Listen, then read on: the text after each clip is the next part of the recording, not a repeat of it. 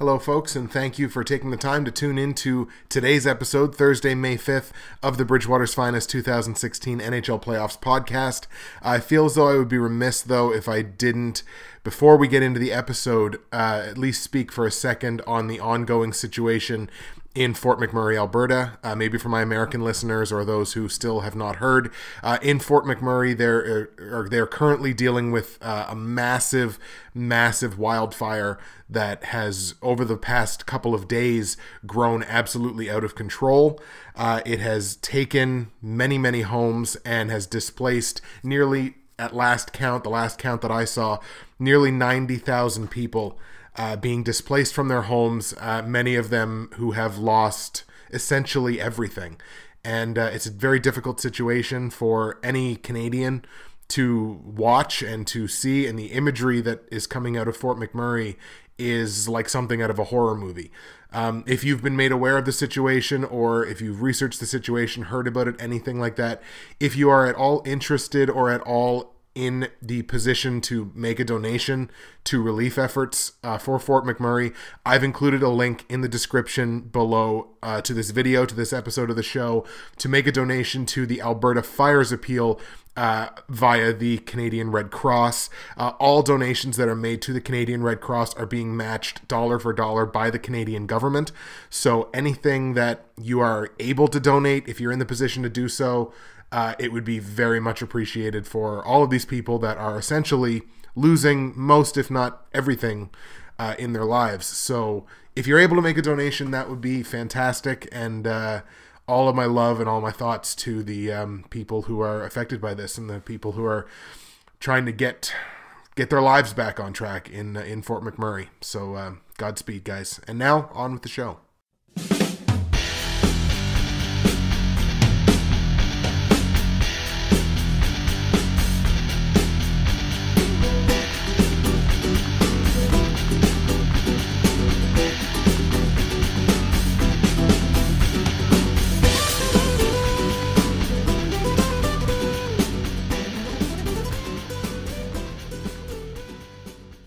Good morning, good afternoon, and good evening, hockey fans. It is actually a brisk little 7 degrees Celsius, 44 degrees Fahrenheit, in a damp and gloomy Bridgewater, Nova Scotia today. My name is Justin, Bridgewater's Finest on YouTube, Blockbuster_guy on Twitter, and welcome to the Thursday, May 5th edition of the Bridgewater's Finest 2016 NHL Playoffs podcast. Now, as I opened this episode, I'll just remind you again, the link in the description below. If you can possibly make a donation to the Alberta Fires Appeal via the Canadian Red Cross, it's going to people that absolutely really need it right now, the people of Fort McMurray, and all of our thoughts are with them. We only had one game in NHL action last night. That was Game 4 between the Washington Capitals and the Pittsburgh Penguins in Pennsylvania.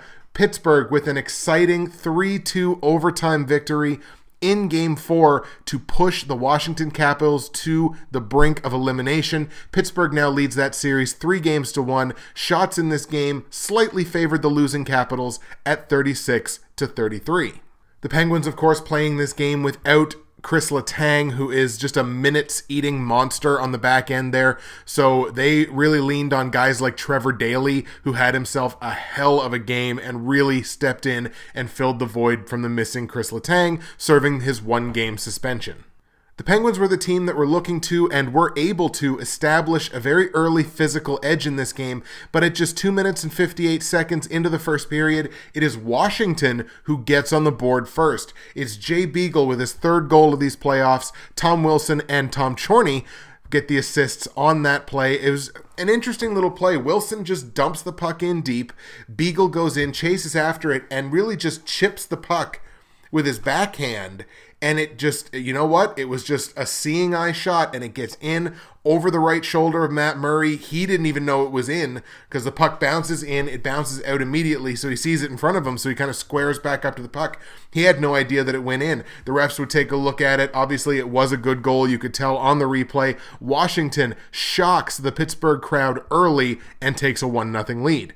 From this point, the Capitals, definitely the team that have the momentum here, and they're the team that then subsequently takes the physical edge. They're throwing more hits than Pittsburgh. They have started taking the physical edge in the game. But for the second straight time, it's the team that is being outplayed physically that gets on the scoreboard, which is really a bit of a 180 from what we've seen so far in these playoffs. 9:16 into the first period. Pittsburgh ties the game. It's Trevor Daley. We just talked about him really eating up great minutes on the back end since they're missing Chris Letang. I think he had almost a half hour on the ice. So, I mean, that's big minutes there for a guy like Trevor Daley. It's his first of the playoffs. Hornqvist and Crosby drawing the assists. The Penguins rush into the zone, and a wrist shot is just deflected. Kind of a weak one on Holtby. You know he wants to have that one back. Originally, they thought Crosby might have touched it. He didn't. It's Trevor Daley's goal. The game is tied 1-1. Very shortly after the tying goal, Pittsburgh nearly makes it 2-1. Holtby makes a huge save on Trevor Daley and then on Matt Cullen off of a major rebound given up off of the Daley shot. Holtby equal to the task on both of those. There's a scramble then in front of Matt Murray a few minutes later. He makes his best couple of saves of the game so far, tracking the puck in a ton of traffic, keeping it out of the net. The physicality continues throughout the entire first period. Both teams get into a little bit of penalty trouble towards the end of the first period, but the penalty kills were both the ones that generated. We had more shots on both of those penalties. We had more shots coming from the penalty killing team than we did from the team on the power play. So both of the penalty kills stepping up, being aggressive. We know how aggressive Pittsburgh's can be. Washington's showing that they can be equal to the task too. Early in the second period, Tom Kuhnhackl takes a hit to make the play. 3 minutes and 7 seconds into the second period, Pittsburgh takes the lead. It's Matt Cullen. It's his third of these playoffs. Kuhnhackl and Dumoulin drawing the assists on that one. It was a lead pass from Kuhnhackl. As I said, he takes the hit to make the play. Headman pass for Matt Cullen, who beats his man down the line and goes 5-hole on Braden Holtby. Once again, that's another one that you know a goaltender like Braden Holtby typically will have, and I would sure he would love to have back, but Pittsburgh is now up 2-1. Off of that goal, the Penguins have generated some momentum. They've also generated a physical push. The Penguins get 4 of the next 5 shot attempts on net and 3 of the next 4 hits after that 2-1 goal. A little bit more penalty trouble. Ben Lovejoy takes a hooking penalty against Justin Williams.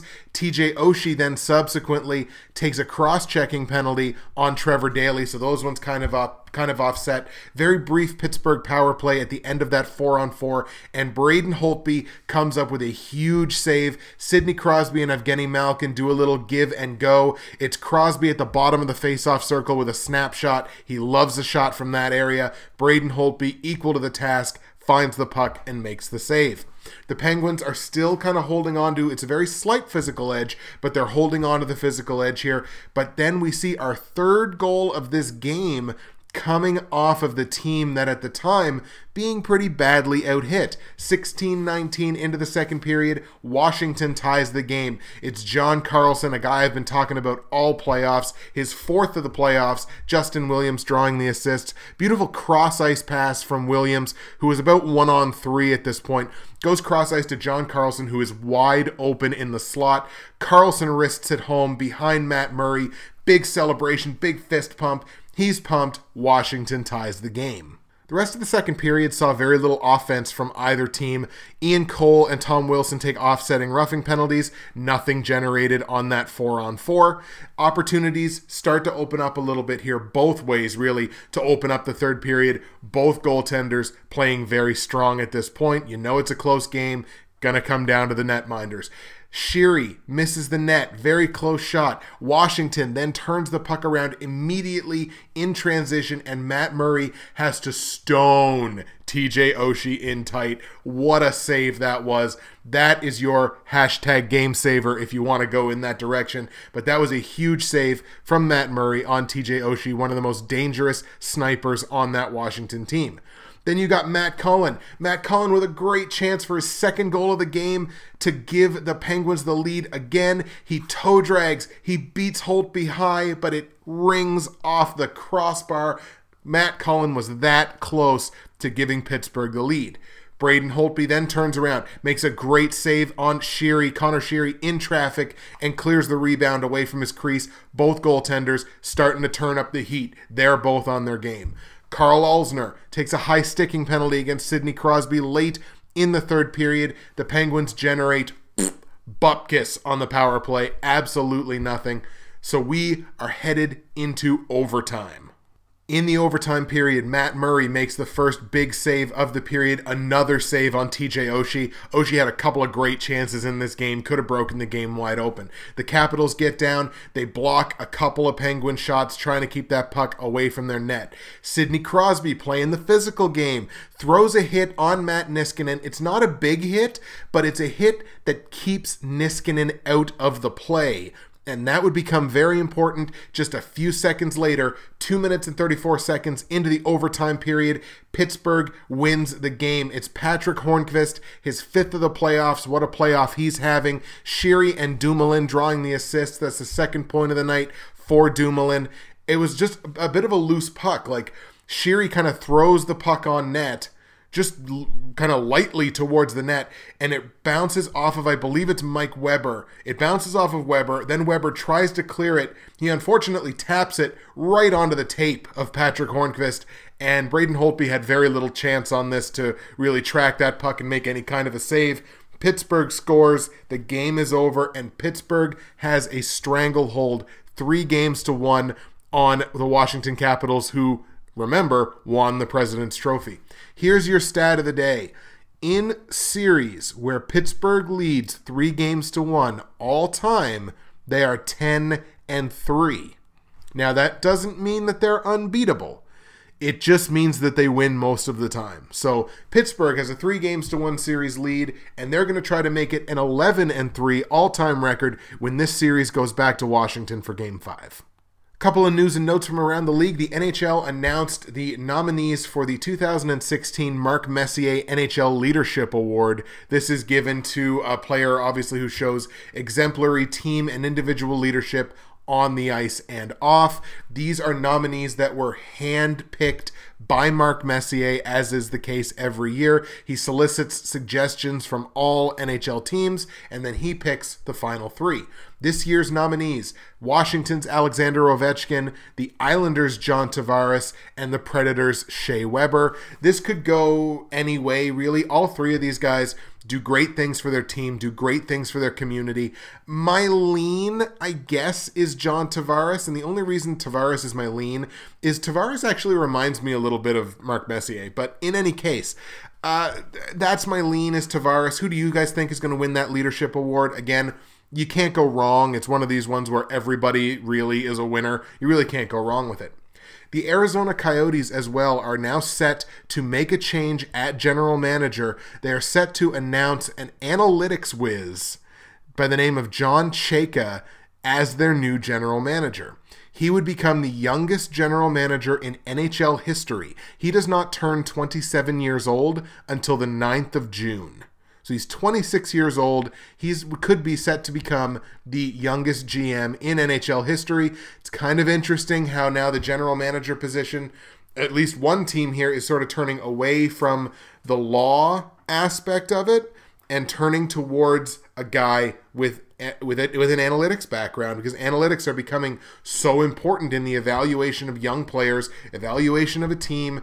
Analytics are becoming so important. Now Arizona kind of taking that first step and going with strictly, and by all accounts, this guy is like a whiz. Like I said, he's like an analytics guru almost. So they're kind of going in that direction with it. It's an interesting choice. What do you guys think about John Shea possibly being the new Coyotes GM?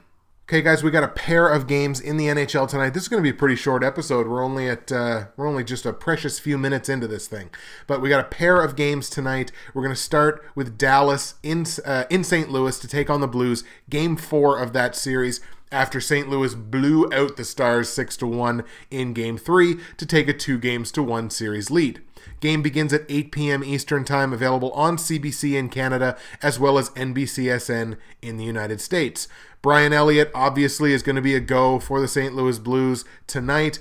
We don't know who the Dallas goaltender is going to be. Lindy Ruff is continuing his, I'll tell you 5 minutes before the game time, or blah, blah, blah, blah, blah, or whatever the hell he says. I still feel like this is the Dallas net belonging to Antti Niemi. I really do.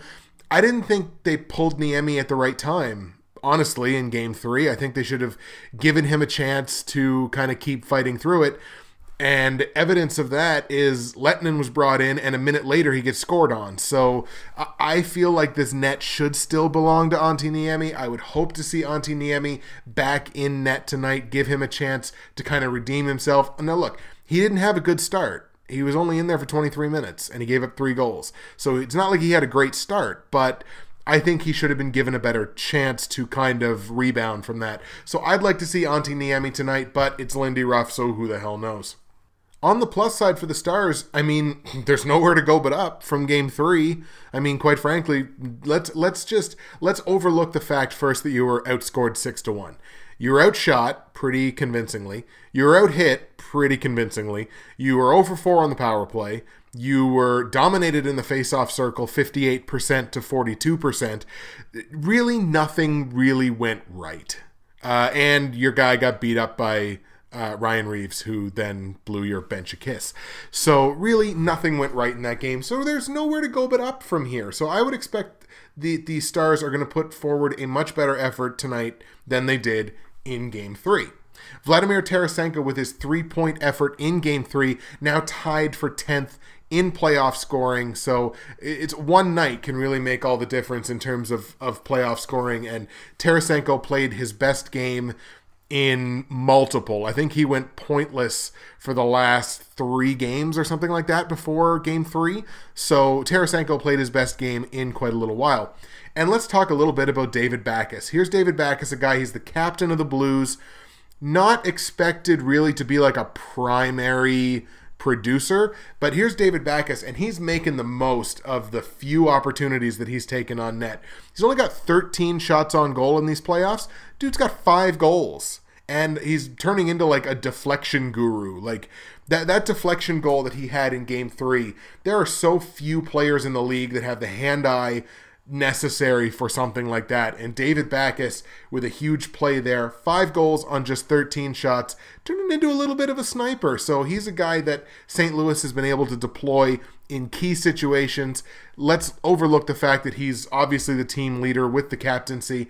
David Backes has been a difference maker for these Blues. Will he be a difference maker tonight? Kind of hard to say, but honestly, I'm going to need to see Dallas win before I can even think about picking them again. So I like St. Louis tonight. I like St. Louis to win this game tonight, 3-2. It's going to be a better effort for the Stars, I'm sure, but it's not going to be enough. I like the Blues on home ice to take a 3-1 series lead, headed back to Dallas for Game 5. And our other Game 4 tonight sees the San Jose Sharks in Nashville taking on the Predators with a 2-1 series lead, but coming off of a Predators 4-1 victory in Game 4. Or in Game 3, rather, sorry. Game gets underway at 9 p.m. Eastern tonight, available on Sportsnet in Canada and CNBC in the United States. Martin Jones, Pekka Rinne, that's going to be your goaltending matchup, obviously.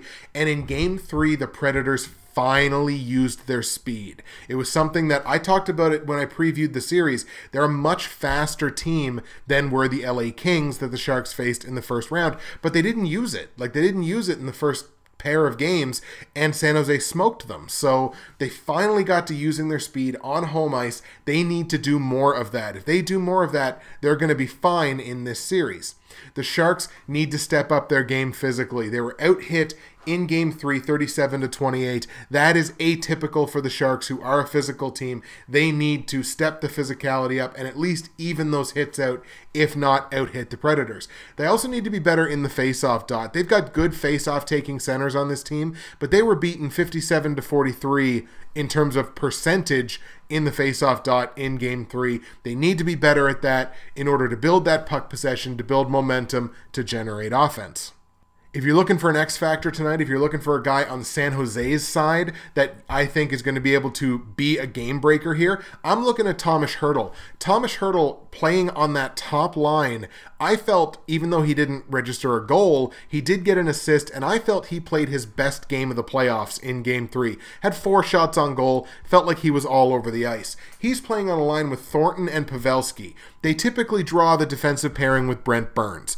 There's a lot of guys on that line that Nashville has to pay extra attention to. Thomas Hertl is a guy that can get lost.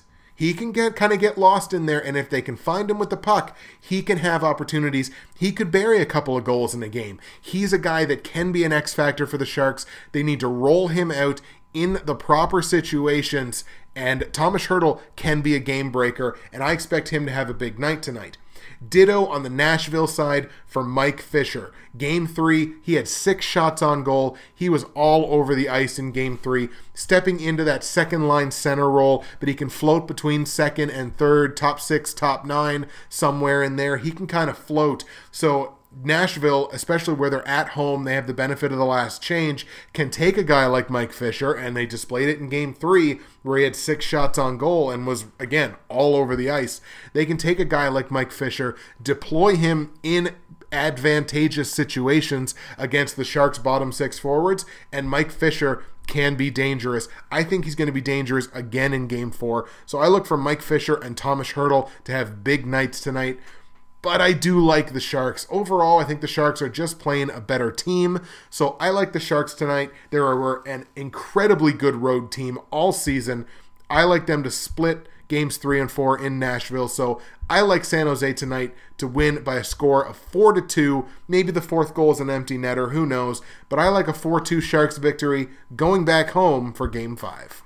All right, folks, that is it for the Thursday, May 5th edition of the Bridgewater's Finest 2016 NHL Playoffs podcast. One more time, just check out the link in the description below for information on how you can help with the Fort McMurray relief efforts. That's it for me, Justin, Bridgewater's Finest on YouTube, Blockbuster_guy on Twitter. Our first guest host will be on the Saturday edition of the show. Saturday, May 7th, which we're recording bright and early at 8:30 in the morning, will feature our first guest spot on the podcast. It's a friend of mine, a friend from back in high school by the name of Jeff Mosier. He is going to be our first podcast guest, and I'm really looking forward to it. I know you guys are going to be looking forward to it too. It's going to be good to have more than one voice on this thing, as my voice, by this point in the episode, kind of starts to go. That's it for today's episode. We will see you again on Friday.